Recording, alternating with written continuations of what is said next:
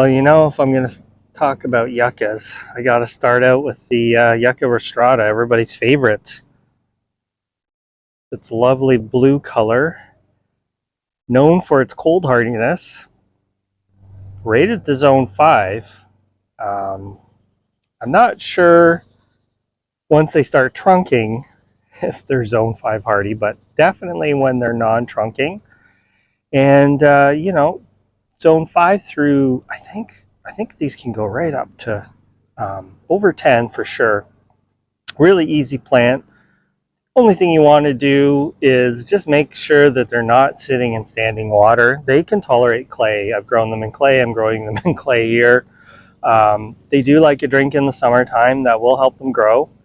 You can trim the old leaves. You can see it's starting to form a skirt. That's totally up to you. It does form a layer of sun protection in hotter areas, so that is a great way to start off. These things do get monstrous. I've seen them here where they're pushing 15 feet. So they will get big with time. This is going to take years though, right? Like it's not like a banana or eucalyptus or anything like that, but they will grow quickly. I have a triple. I think it's a triple at least. It's kind of tough to tell, but I'm pretty sure it's a triple. This is a smaller one.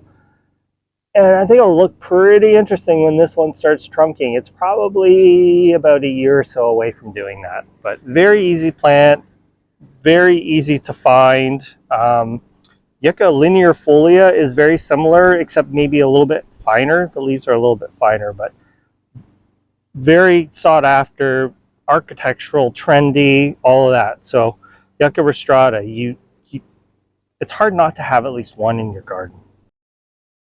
Yucca number 2, another really popular one. This one's known as Color Guard, Yucca Color Guard. So this is a version of the variety of the Adam's needle, Yucca filamentosa.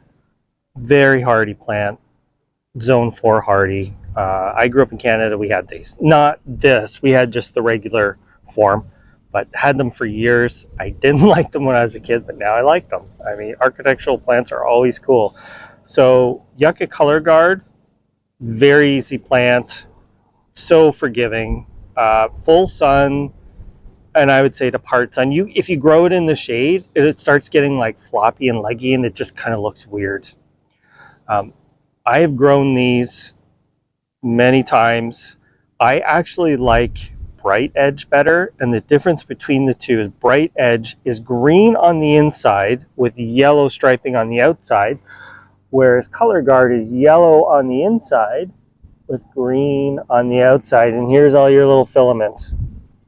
So these will set up a big bloom stalk in summer. Mine has not bloomed yet, and I'm kind of happy it hasn't, because usually when they bloom, that plant, not the whole plant, but that particular one dies, and then they send up some pups from the base. So these will spread in time.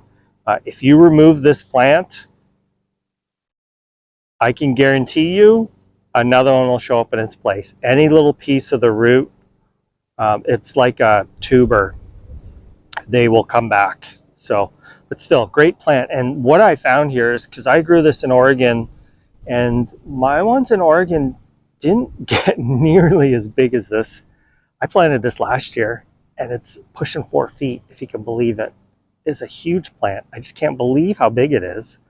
And I like it better here than when I was growing it there. I had a whole bunch of them actually. So really cool plant. If you get in close, I mean, the variegation is actually quite nice. It's such an easy, forgiving plant. All right, Yucca number 3. We're getting to the rare ones.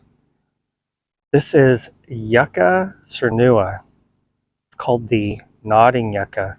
And this is actually a newer species of yucca that was discovered in 2003 from 2 counties in East Texas. And it looks very similar to filamentosa, but it's not. So this grows about the same size, but its flower spikes get up to 10 feet tall, which is amazing. Mine hasn't flowered. I bought it last year. It was a small plant in a pot. It had flowered, actually, small flowered because it was a small plant.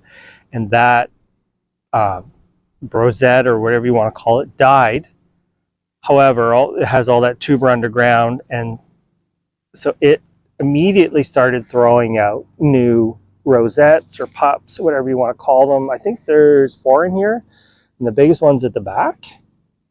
Kind of sharp edge, and you can see there's no filaments on this one.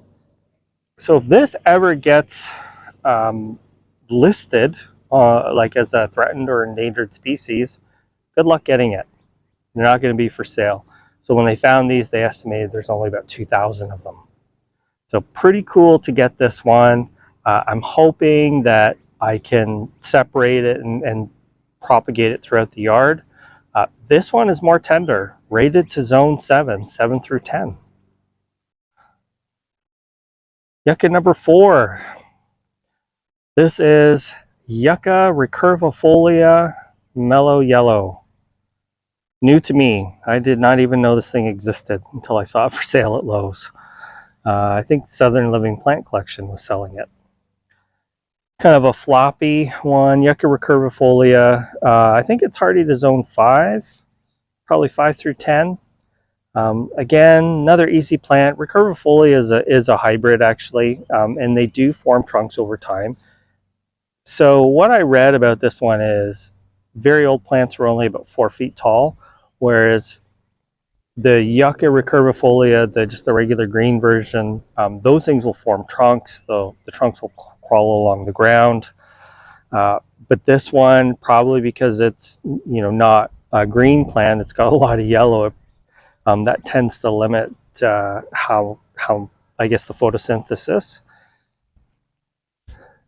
Very bright, and even the new growth. The new growth is a little bit more green. When I bought it, I actually thought that it had been burnt and had been bleached out by the sun, and that's actually not the case because it has been growing since I've had it, and the leaves come out a little bit green, and then they just turn to this, I mean, it's not platinum, but just this reflective metallic color. It's really interesting, actually.